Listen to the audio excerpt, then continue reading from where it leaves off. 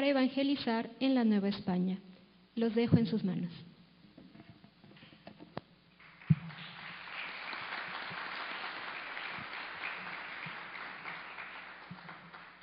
Muchas gracias. Antes de comenzar, quisiera mencionar que los datos que compartiré con ustedes los he tomado de la tesis que elaboró Fray Efrén Valleño para obtener un máster en Historia por la Universidad de Estrasburgo hace ya algunos años. Algunos de los datos que el padre presenta en su tesis pueden servirnos muy bien para iluminar esta presentación, y cita constantemente documentos, fuentes muy interesantes a las que no haré demasiada referencia, pero que están de base a lo que Fray Efrén nos dice en esto. Bien, inicio. Todos los que en el siglo XVI, zarpando de España, atravesaron el océano para llegar a tierras americanas eran cristianos, pero no todos iban impulsados por el mismo interés. Muchos de ellos veían aquel viaje como la oportunidad de adquirir riquezas y prestigio, sin cuidarse un gran qué del destino de los habitantes del suelo al que llegaban. Los religiosos, en cambio, veían la nueva tierra como un campo preparado por Dios en el que se debía dilatar su iglesia. Ellos ven y valoran los acontecimientos desde la fe de los cristianos y desde su compromiso como religiosos. Para ellos, los habitantes de estas tierras del Nuevo Mundo no son simplemente nuevos súbditos o vasallos del rey de España, que ya es decir bastante, pero para ellos son almas que Dios ha puesto en las manos del soberano para que sean incorporadas a su iglesia y así puedan salvarse. Ahora bien, la incorporación de los habitantes del Nuevo Mundo a la iglesia era una tarea importante en sí, que implicaba que quienes la emprendían tuvieran que estar bien cimentados en su fe, pues exigía dejar la propia patria para ir a vivir y morir en una tierra extraña, impulsados por el solo deseo, a ejemplo de Cristo, de buscar la honra de Dios su Padre y la salud de las almas perdidas. Como lo manifestaron los 12 a los caciques y sacerdotes en las pláticas que sostuvieron con ellos al inicio de su trabajo evangelizador, en el fondo, el motivo era la inspiración divina, de la que habla la regla franciscana al referirse a los que van entre sarracenos y otros infieles. Solo pues a partir de la fe se puede entender y valorar debidamente la tarea realizada por aquel grupo de hermanos menores.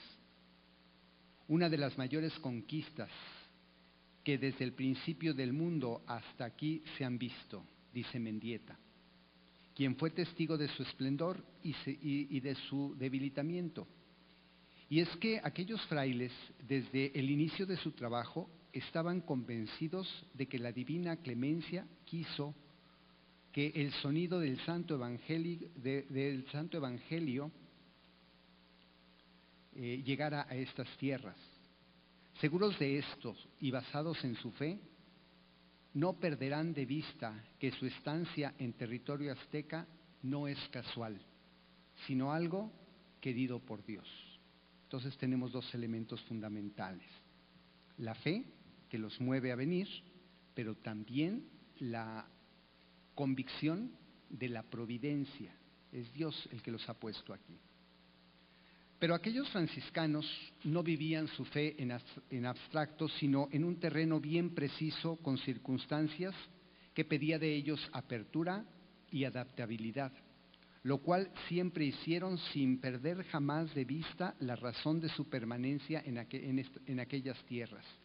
Pensemos, por ejemplo, en el papel fundamental que en aquella empresa jugaba la corona española, con todos sus intereses políticos y económicos, y sin embargo, los hermanos menores supieron encontrar siempre la fórmula que les permitió conjugar su fe y libertad evangélica del anuncio y denuncia con el respeto y obediencia a sus soberanos terrenos. Será pues desde la óptica de la fe que los frailes verán y juzgarán los acontecimientos del nuevo mundo en que se encuentran. Para ellos todo ha sido previamente dispuesto por Dios. Todo es providencial, a comenzar por el descubrimiento del continente. La conquista de aquellas tierras es vista como una recompensa a los reyes católicos por su trabajo en favor de la religión cristiana. La destrucción del imperio azteca por parte de los españoles y sobre todo la caída de la capital mexica, Tenochtitlan, son vistas también en esta perspectiva providencialista, pues para los frailes la conquista militar abrió las puertas a la evangelización, lo que la justificaba. Así pues, confiados en la providencia divina y sabedores de que no les abandonaría, se lanzaron a su trabajo evangelizador, con la seguridad de que para llevar a cabo aquella empresa sin igual, habían sido escogidos aquellos hermanos menores, no por casualidad, sino porque así lo había previsto Dios varios siglos antes, como claramente lo expresa Motolinía, uno de los 12. Dios, pues, fue disponiendo de tal manera las cosas que a ellos solo tocaba permanecer en constante disposición a la acción del Espíritu Santo. Y eso es precisamente lo que harían aquellos frailes en estas tierras mexicanas. Claro está que los frailes no llegaron a México buscando inmediatamente los modos en que podían mantener y reforzar los fundamentos de su forma de vida, de la regla.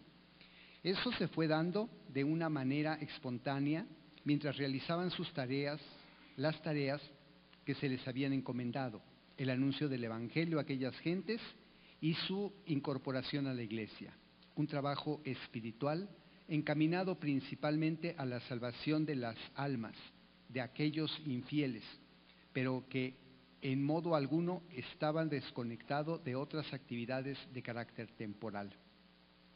Los mismos documentos que los primeros misioneros habían recibido en la península antes de partir a su destino señalan claramente su tarea. En su breve Exponi Nobis del Papa Adriano VI, dice que los que van a las Indias van a predicar a aquellas gentes, razón por la que les concede omnimodam authoritatem, en todo aquello que juzguen oportuno y conveniente para la conversión de los indígenas. Se trata, pues, de una misión que se va a cumplir en nombre de la Iglesia, ya que la autoridad suprema de la misma, el romano pontífice, es quien los enviaba, por medio de su ministro general, como claramente lo dice Quiñones en la obediencia que dio a los 12.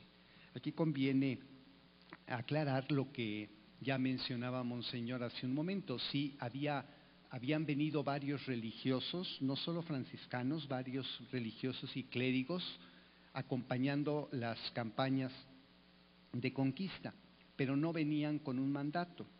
Ciertamente en 1523 llega Fray Juan de Tecto, Fray Juan de Ahora y Fray Pedro de Gante a iniciar la evangelización, pero ellos no vienen con un mandato apostólico. Esa es la diferencia con los 12.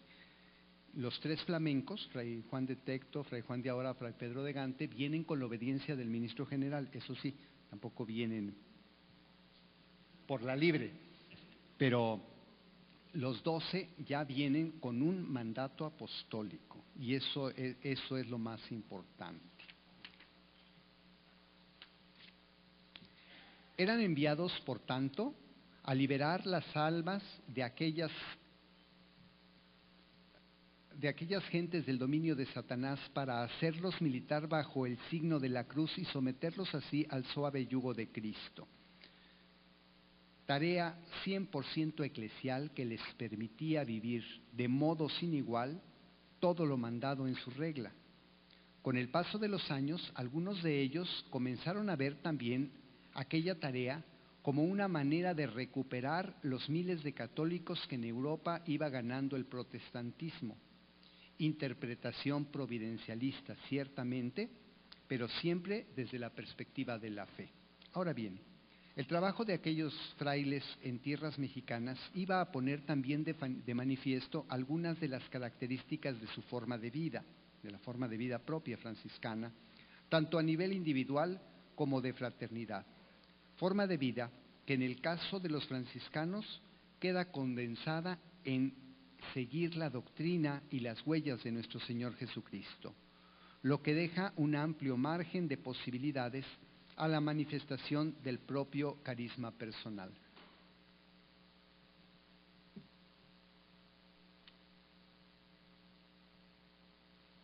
Margen que el mismo San Francisco no quiso limitar y que queda presente en la diversidad de personas que pasaron a la evangelización de los mexicanos.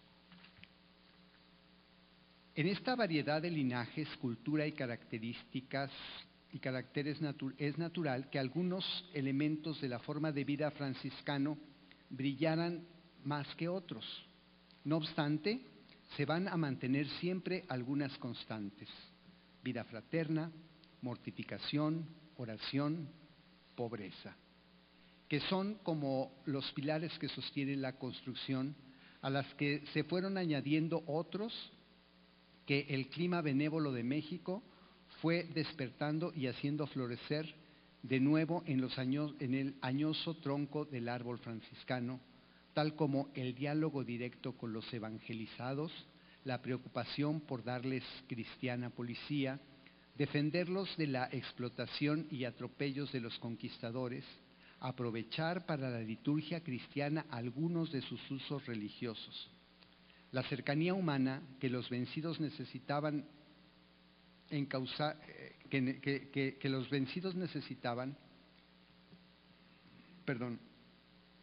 la religiosidad de los indios hacia las devociones cristianas y otros. Ahora bien, para llevar a cabo la tarea que la Iglesia había encomendado a la orden se requerían hombres de probada virtud, que al mismo tiempo que anunciaran el Evangelio, pusieran de manifiesto con su vida los diferentes elementos de su forma de vida. Es decir, que se debía autorizar la salida hacia las nuevas tierras solo a aquellos que se encontrasen idóneos para ser enviados, como dice la regla de San Francisco. Pero resulta que en el caso de México y también de toda América Española, el envío de misioneros no solo era asunto de la orden, sino también de la corona española, la cual, a decir verdad, también se preocupó de que al Nuevo Mundo pasasen religiosos de vida ejemplar, pues el traslado de los mismos corría a cargo de la Real Hacienda. El primero en señalar algunos requisitos a los evangelizadores del Nuevo Mundo fue el Papa Alejandro VI en su llamada Bula de Donación, en la que ordena: mandamos que los destinados a esta tarea sean hombres preparados y temerosos de Dios. De los que pasaron a México, con sus excepciones, se puede decir que todos cumplían con esos dos requisitos. Pero no solo era el Papa quien exigía estas cualidades en los misioneros. Los mismos conquistadores, al menos en el caso de México, pedían al rey personas religiosas de buena vida y ejemplo, e incluso religiosos franciscanos de buena y santa vida. Los mismos franciscanos estaban convencidos de la empresa que se les confiaba, que la empresa que se les confiaba requería de personal cualificado. Así lo entendió el ministro general, Fray Francisco de los Ángeles Quiñones, cuando en 1524 seleccionó a los 12 primeros que debían partir para México. 8 años después, el comisario general ultramontano señalaba las cualidades de los misioneros.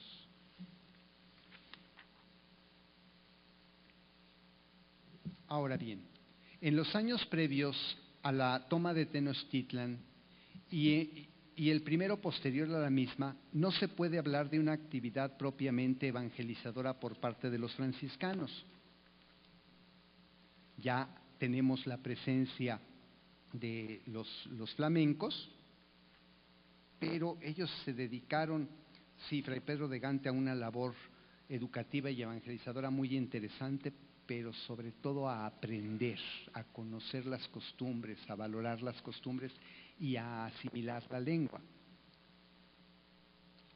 Pero ahora podemos mencionar que uno de los que iba a venir, que estaba muy interesado en venir como misionero y cumplía los requerimientos, era precisamente Fray Francisco de los Ángeles Quiñones, que no pudo venir porque lo eligieron ministro general de la orden. Y entonces, él mismo comenzó, desde que asumió el generalato, a organizar el grupo que debía partir para México. Los elegidos, de acuerdo a la lista que aparece en la obediencia que dio Fray Francisco de los Ángeles Quiñones, son, además de Fray Martín de Valencia, es que en realidad en esta obediencia son 13 los frailes que se mencionan. Además de Fray Martín de Valencia, también Fray Francisco de Soto, Fray Martín de la Coruña, Fray José de la Coruña, Fray Juan Suárez, Fray Antonio de Ciudad Rodrigo, Fray Toribio de Benavente,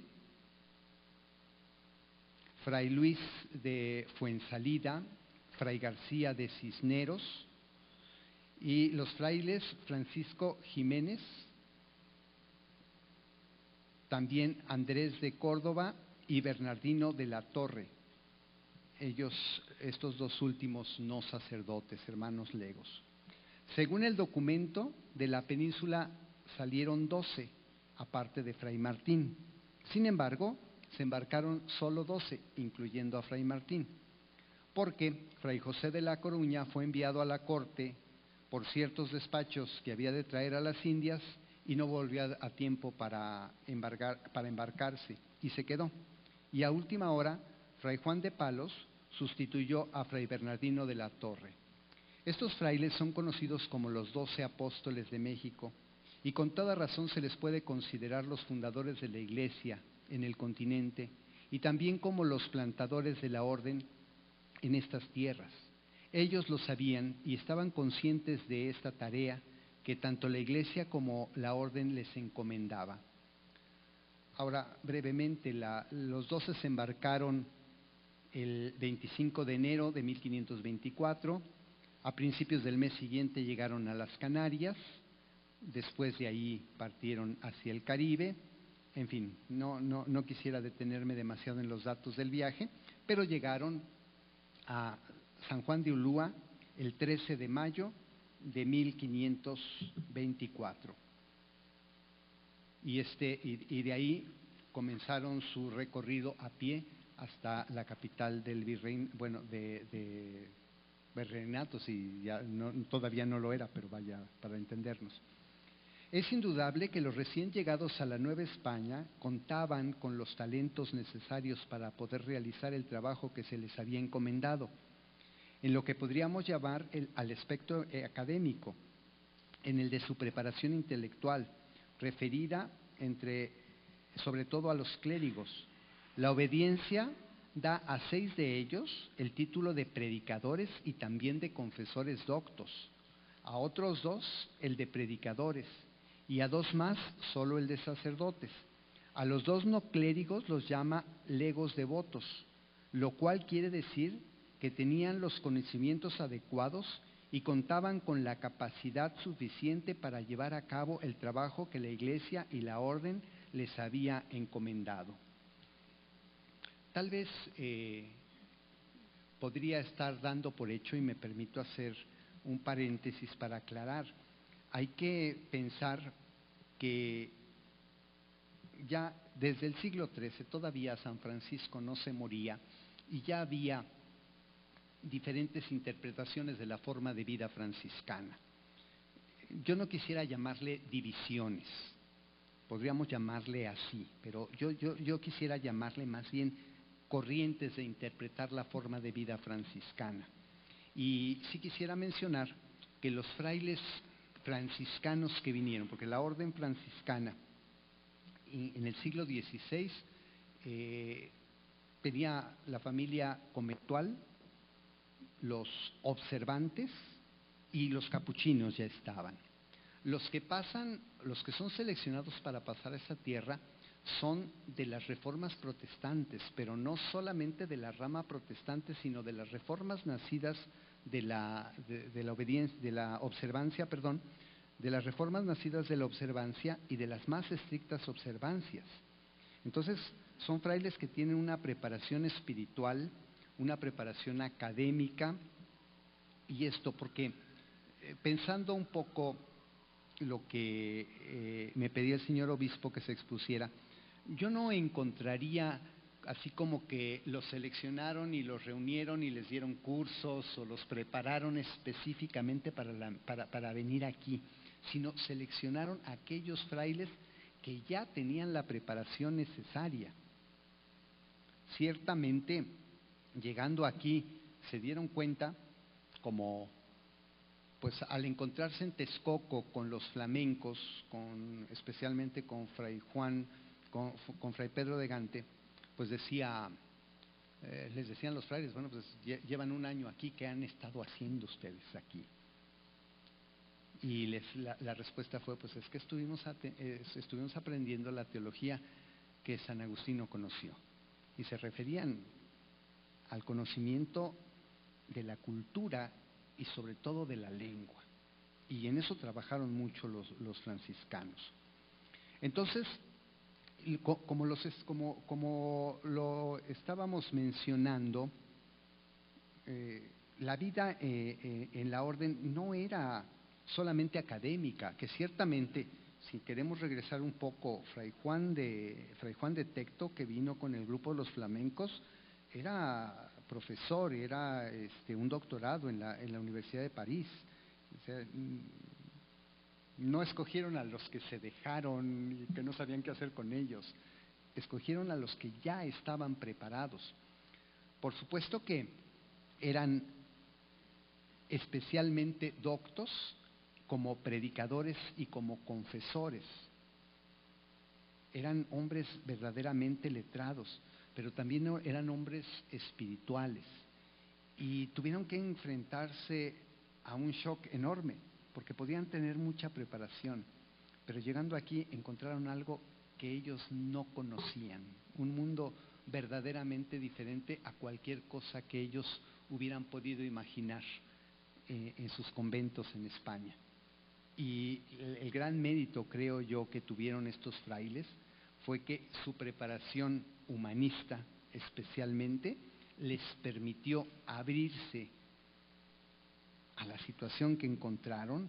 No llegaron a arrasar, sino llegaron a comprender, a dialogar, a aprender, y desde lo que aprendieron, y me refiero concretamente a la lengua, y cuando estamos hablando de aprender una lengua, yo creo que muchos de ustedes lo saben, no se trata de saber cómo suenan las expresiones en otro idioma, se trata de comprender muchísimas otras cosas detrás de ello. Y entonces los frailes fueron capaces de hacerlo. Quisiera terminar diciendo que efectivamente los 12 fueron fundamentales y para nosotros pues son los fundadores de nuestra provincia y de nuestra presencia en México.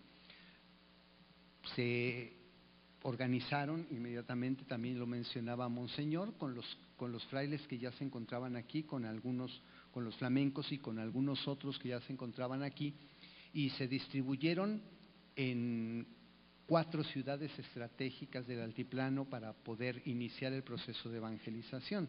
Obviamente en la Ciudad de México, en el convento de San Francisco el Grande, en Texcoco, en Tlaxcala y en Huejotzingo. Pero también hay que mencionar que inmediatamente después, muy pronto, pues siguieron llegando muchos. Es importante resaltar la labor de los 12, pero hubiera sido imposible que los 12 hubieran podido desarrollar toda la labor que desarrollaron si no hubieran recibido refuerzos. entonces inmediatamente después de ellos llegaron muchísimos otros frailes. No quisiera dejar de mencionar a Fray Bernardino de Sahagún, a Fray Andrés de Olmos, de esas primeras generaciones que reforzaron el trabajo. Pero hay que tener en cuenta que de todos los primeros, estaba leyendo el dato, no lo encontré aquí directamente, pero de los primeros provinciales que hubo aquí en esta provincia, en esta primera custodia y después provincia del Santo Evangelio, al menos 8 de los provinciales pertenecieron al grupo de los 12. O sea que pudo haber crecido la presencia franciscana en número, pero la línea de los 12 se siguió conservando durante mucho tiempo y marcó la línea que iban a emprender los franciscanos en esta tierra.